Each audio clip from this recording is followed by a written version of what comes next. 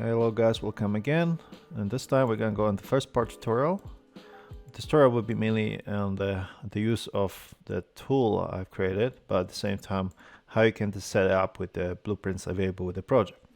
So to begin with, let me try to explain what exactly we need for this. So in this case, I already have characters, and in this case I have my two people here, which is the two business characters, like this one.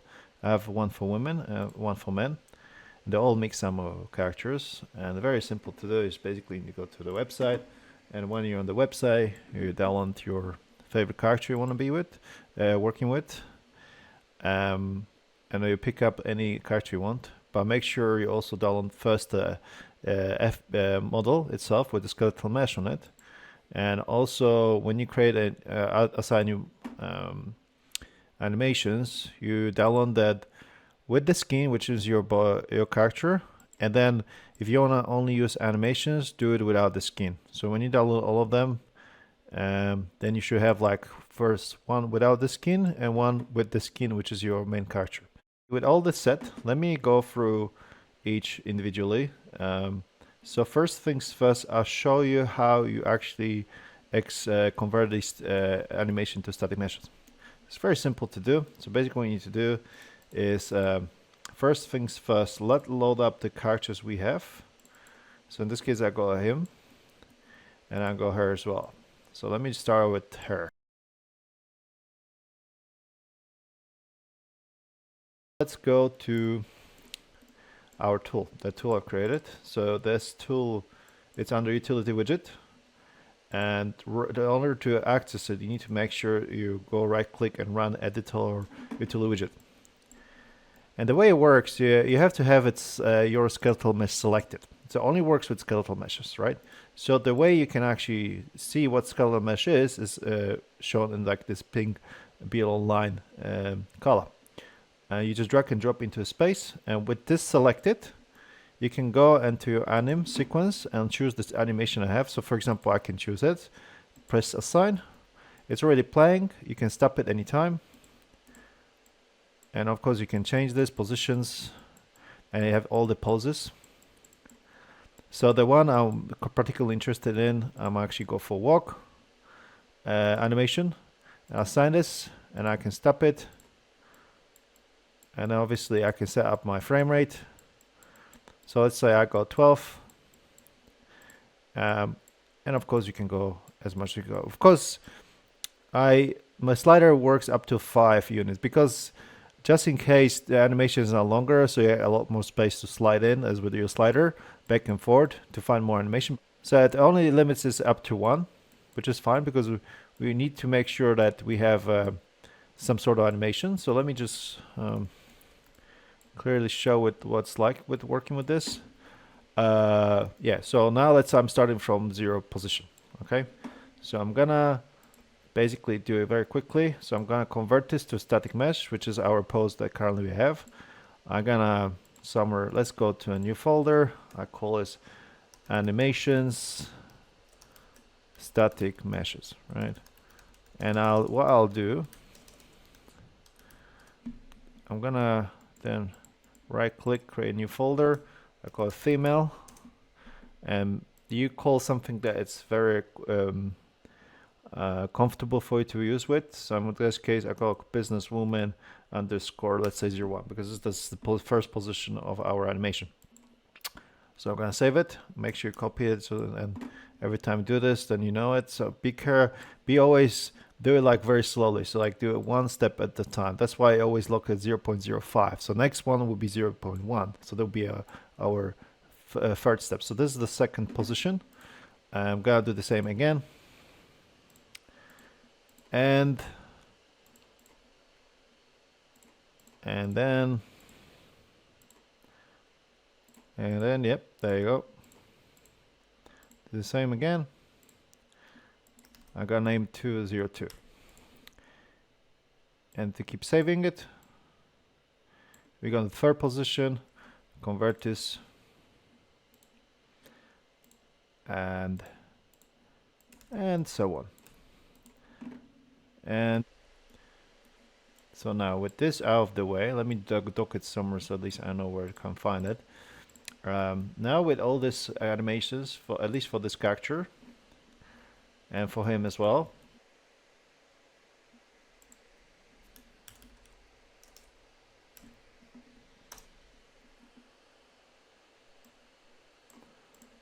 we can now work on a blueprints part of this exercise. So I've prepared blueprint for female as well as for male. So let's open up female first and check out what's inside. You can drag and drop here if you wanted to, but it's best to just open it here and just do it inside it. So with this set, the whole blueprint is set to work with your animation flipbooks. So basically you have all this sequences of animations being added as integers, right? So in other words, every time you load up your sequences of animations which are here, all this animation, you add them here, there are going to be process iterated every time started from the animation index 0. And the reason why we add one, so that's started to kick in the process of running all the integers through the loop. And we can set up the loops depending on how many animations static meshes we have, because we have already 22 of them. So I put the animation frame counts up to 22. Because if you put higher, that means they're trying to load up some animation which is missing in the entire timeline animation sequence of the static meshes you prepared. So we're gonna only use 22 because we only have 22 available static meshes. Also, another thing, since we work in instance static meshes, there'll be issue where the character may not appear when you start playing the animation. So what you need also forgot to mention, what you need to actually do is first allocate that character and make sure you place this as your first character of your cycle of animation. You're gonna have it within this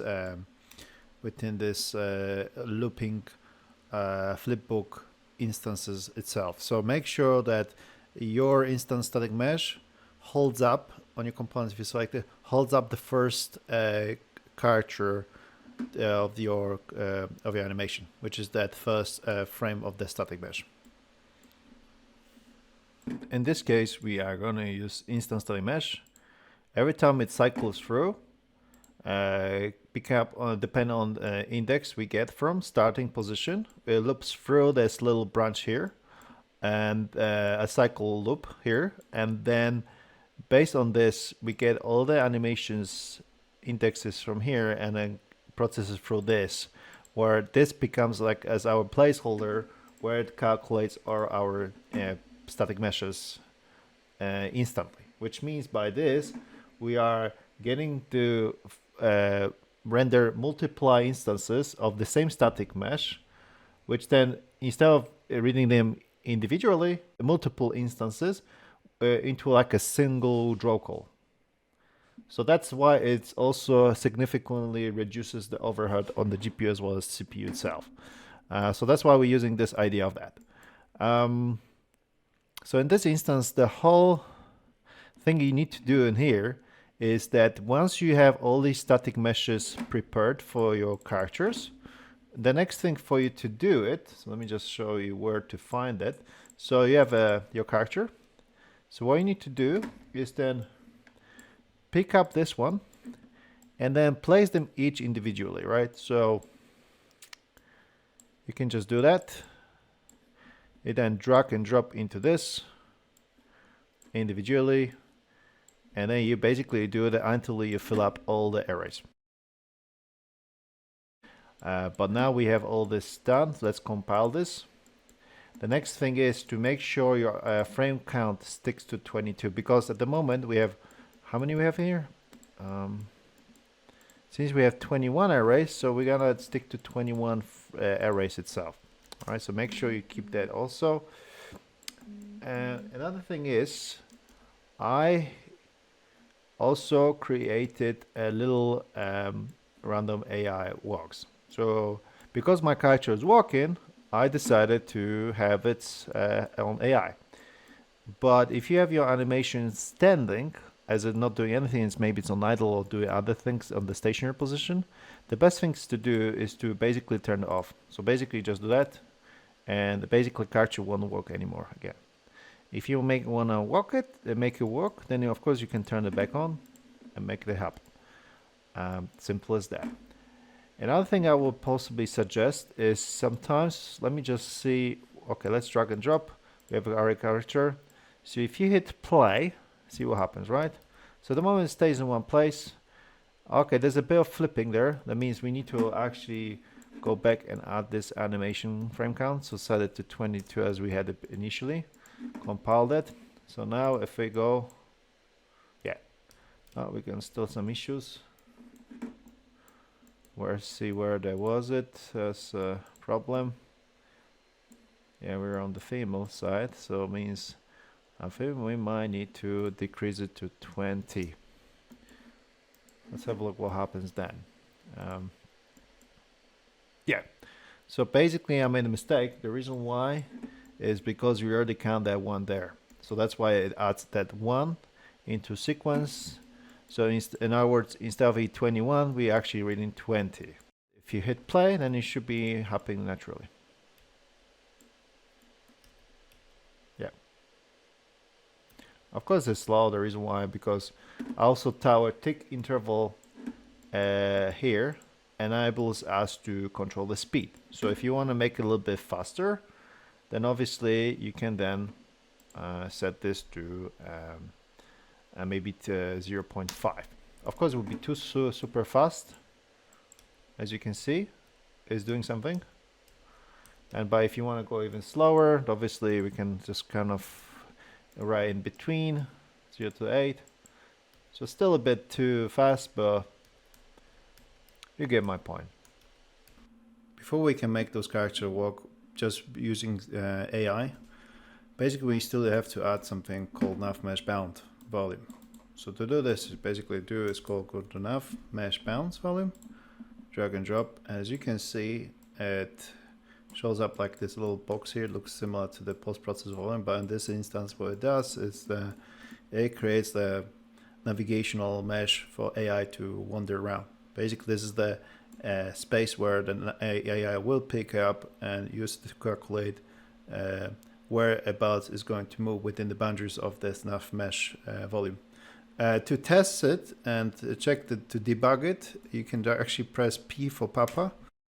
And what you see at the moment is shows up as a green space. That means it's a local area, which then AI will use this to utilize, but also takes the space to start wandering around this within this parameter. What I'll do, I'm gonna make it bigger, so then we're gonna basically express a bit more space for AI to wander more and use up all the possible spaces here within this. So if I hit P again to disable it, then watch what's gonna happen. If I hit play, as you can see now, the character started to wander around, and of course it stops because I'm close. Okay, closer, then stops, but then obviously now AI decides to walk on its own, and eventually it will start to rotate. Maybe it will pick up some idea to where it wants to change the rotation, and as you can see, it does this just like that. This is it for this part of the tutorial, and in the next section I will show you how to set up crowd, but in this case what we'll do, we're going to use PCG formula plugin for this to enable and make sure that it will populate all these characters randomly, 2 of them, and within the parameter of spline control, which I show you how to set up. So it's not going to be too much, it's going to be very simple setup. So for now we're ready, and I'll see you guys in the next part of the tutorial.